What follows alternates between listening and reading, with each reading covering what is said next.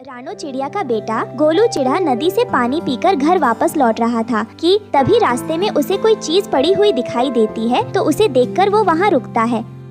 अरे ये तो कोई मोबाइल फोन है, न जाने किस पक्षी का फोन गिर गया है यहाँ पर। अभी घर जाकर मम्मी को बताता हूँ। और फिर गोलू चिड़ा वो मोबाइल उठाकर वहाँ से अपने घर ले जाता है। गोलू बेटा, यह फोन तो कैमरे वाला है, यह फोन बहुत महंगा है। गोलू बेटा, यह फोन आपको कहाँ से मिला?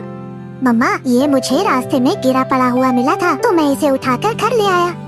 अच्छा किया गोलू बेटा, कल सुबह हम सारे पक्षियों से पूछेंगे कि यह फोन किसका है। जिसका भी होगा यह फोन उसे हम लौटा देंगे। और फिर रानो चिड़िया और उसका बेटा ऐसा ही करते हैं। अगले दिन रानो चिड़िया और गोलू चिड़ा हरिया तोते के पास जाते हैं। सुनो तोते भैया, कहीं तुम्हारा मोबाइल फोन खो तो नहीं गया है? ये देखो, ये फोन कल रास्ते में मेरे बेटे गोलू को गिरा हुआ मिला था। नहीं नहीं चिड़िया बहन, यह फोन मेरा तो नहीं है।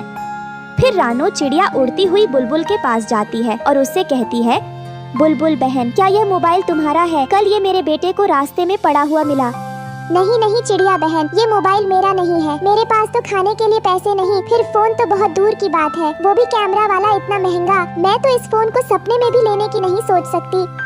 वहीं थोड़ी दूर एक पेड़ पर बैठी गौरी कौवी यह सब देख और सुन रही थी। वो झट से उड़ती हुई वहाँ आती है और रानो चिड़िया से कहती है, चोरनी कहेंगी, यह मोबाइल तो मेरा है। तुमने कहाँ से चुरा लिया यह मोबाइल? मुझे वापस करो मेरा मोबाइल, वरना तुझे चोरी करने की ऐसी सजा दूंगी तुझे तेरी नानी याद आ जाएगी। शर्म करो गौरी कौवी, क्या मैं चोर दिखती हूँ? एक तो इस मोबाइल को देने के लिए मैं सारे पक्षियों के घर जा रही हूँ और तुम मुझे चोरनी कह रही हो।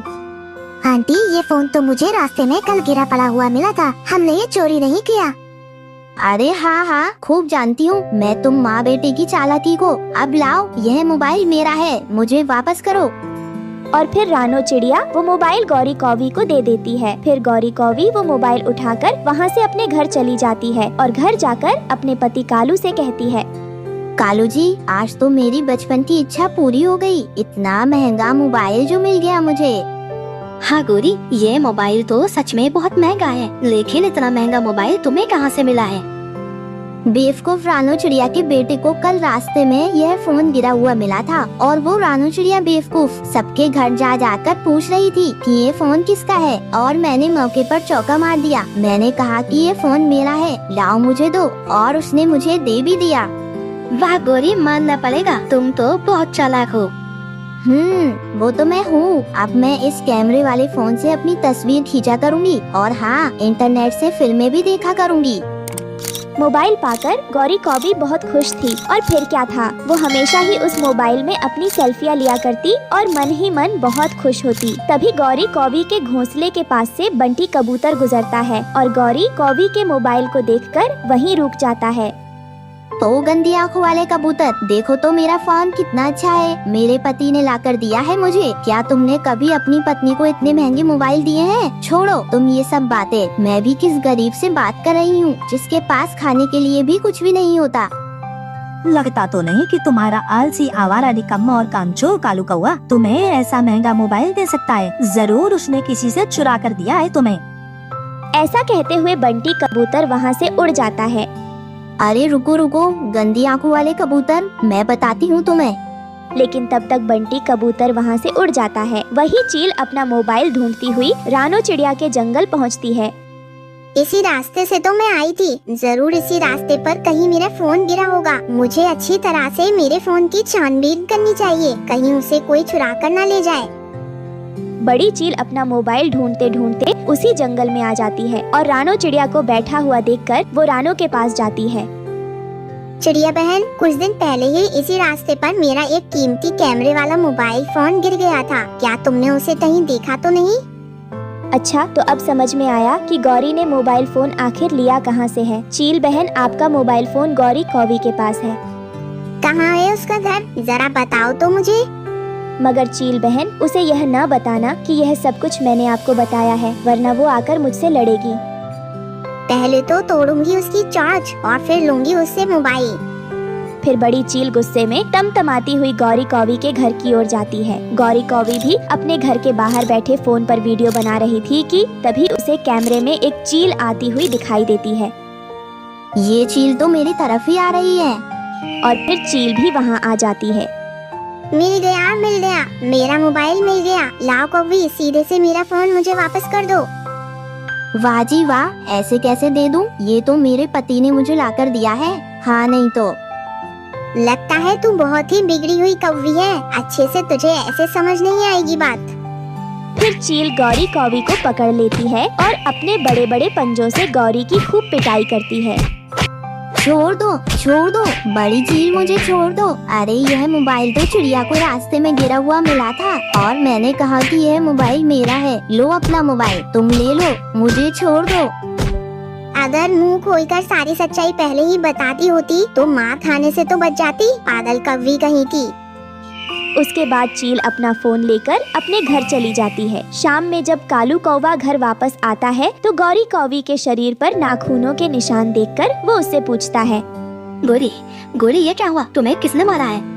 कालू जी, मार भी खाई और मोबाइल भी चला गया। वो मोबाइल तो जालिम चील का था। मेरी बचपन की इच्छा फिर से अधूरी रह गई।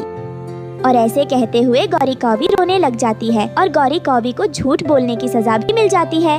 हिमालय के जंगल में एक छोटा सा मिट्टी का बना हुआ घोंसला था। उस घोंसले में रानो चिड़िया अपने पति के साथ रहती थी। वो बहुत ही गरीब और लाचार थी। उसका पति 2 महीने पहले ही गुजर गया था और उसके 2 छोटे छोटे बच्चे थे जिनका नाम गुड़िया और कुकू था। उसकी आर्थिक स्थिति बहुत ही ज्यादा खराब थी। फिर भी वो अकेले अपने पति का सपना पूरा करना चाहती थी। उसके पति का सपना था कि उसके दोनों बच्चे अच्छे स्कूल में पढ़े, लेकिन रानो के पास कोई अच्छा काम ना था। इसीलिए वो सेठ कालू कौवा के पास जाकर कुछ पैसे उधार मांगती है ताकि कोई अच्छा सा काम धंधा शुरू कर सके। कालू भैया, आप मुझे कुछ पैसे उधार दे सकते हैं ताकि मैं कोई अच्छा सी दुकान खोल सकूं। आपका बहुत ही एहसान होगा मेरे ऊपर। रानो बहन, मेरे पास तो पैसे अभी नहीं है, खत्म हो गए हैं। अगर तुम्हें पैसे चाहिए तो मैं हरिया तोता के पास ले जा सकता हूँ तुम्हें। हाँ, क्यों नहीं, मुझे पैसे ही चाहिए, चाहे आप दो या फिर हरिया भैया। ठीक है, मैं अभी खाना लेने जा रहा हूँ। तुम कल सवेरे आ जाना, फिर हम दोनों हरिया तोता के पास चलेंगे। हाँ कालू भैया, मैं कल सुबह यहाँ आ जाऊंगी। फिर रानो टेंशन में रात भर सोई नहीं और सुबह जल्दी उठ जाती है। यह देख उसके बच्चे परेशान हो जाते हैं। माँ, आप इतनी परेशान क्यों हो और रात भर सोई भी नहीं? आखिरकार क्या बात है? और सुबह सुबह तैयार होकर कहाँ जा रही हो?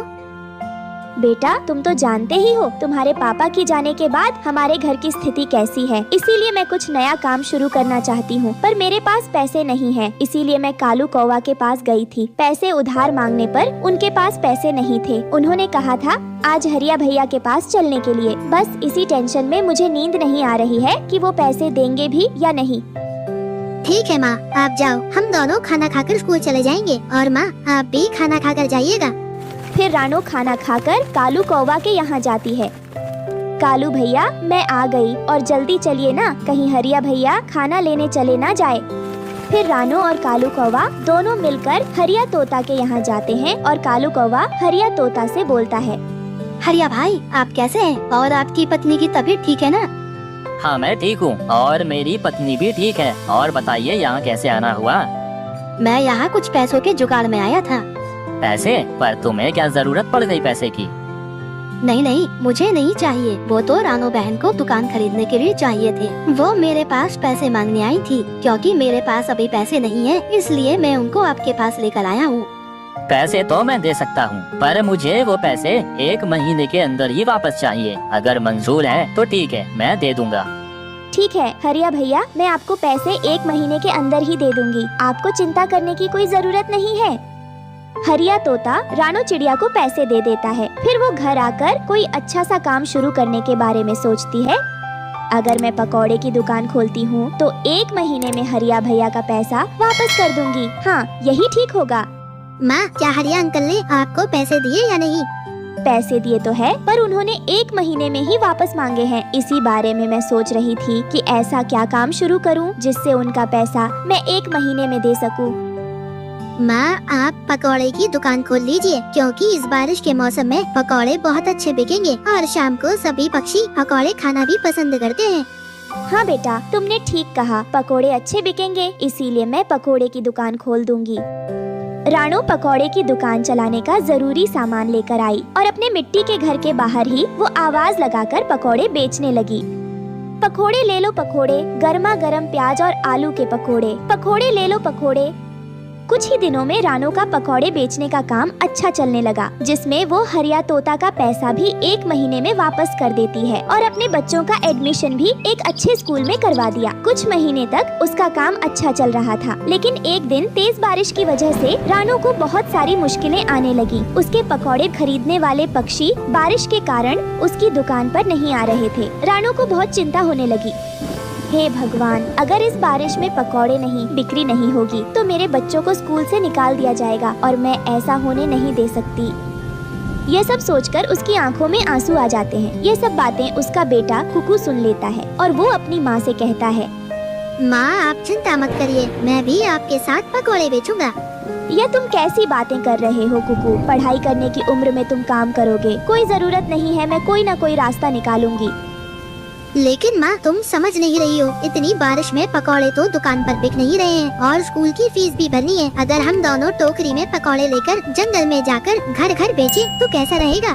तुम्हारा ये आइडिया तो अच्छा है, लेकिन बारिश में सारे पकौड़े भीग जाएंगे। माँ अगर हम टोकरी पर एक छाता लगा दे तो पकौड़े भी नहीं भीगेंगे और आप भी नहीं। फिर घर घर जाकर बेच सकती है पकौड़े। फिर बताओ कैसा लगा मेरा आइडिया? ठीक है, मैं कल से ऐसा ही करूंगी और तुम चुपचाप अपना बैग लेकर स्कूल जाओगे। तुम दोनों को अपने पापा का सपना भी पूरा करना है। फिर तेज बारिश में रानो चिड़िया हर दिन पकौड़े लेकर घर घर बेचने जाया करती थी, लेकिन उसे डर था कि उसकी बिक्री नहीं होगी। कोई भी पक्षी उससे बारिश में पकौड़े नहीं खरीदेगा। तभी एक कबूतर ने रानो चिड़िया को देखा और उसने उसके सारे पकौड़े खरीदने का निर्णय किया। अरे ओ चिड़िया, तुम इतनी बारिश में पकौड़े बेच रही हो। मुझे तुम्हारा ये जज्बा बहुत अच्छा लगा, इसलिए मैं तुम्हारे सारे पकौड़े खरीदना चाहता हूँ। हाँ हाँ क्यों नहीं, मैं अभी ये सारे पकौड़े आपके लिए पैक कर देती हूँ। और मुझे हर रोज तुम्हारे ये पकौड़े चाहिए, क्योंकि मैं एक बहुत बड़ा ढाबा चलाता हूँ। तुम्हारे ये पकौड़े बहुत ही स्वादिष्ट हैं। हाँ क्यों नहीं, मैं आपके लिए रोज पकौड़े बनाकर पैक कर दूंगी। फिर बंटी कबूतर उसे पकौड़े के पैसे दे देता है। रानो चिड़िया घर आकर अपने बच्चों को खुशी से गले लगा लेती है। देखो बच्चों, अब हमारी सारी तकलीफें खत्म हो जाएगी, क्योंकि बंटी कबूतर ने मुझे हर रोज 2 टोकरी पकौड़े बनाने का ऑर्डर दिया है। अब हमारी सारी तकलीफ खत्म हो जाएगी और हम खुशी खुशी रहेंगे। अच्छा माँ, क्या सच में? हाँ सच में। अब तुम लोग अच्छे से मन लगाकर पढ़ाई करो और हाँ, अपने पापा का सपना पूरा करो। मैं पकौड़े बेचकर तुम दोनों की अच्छे से पढ़ाई करवाऊंगी। इस तरह रानो चिड़िया खुशी खुशी पकौड़े बेचकर अपनी जिंदगी अपने बच्चों के साथ बिताती है।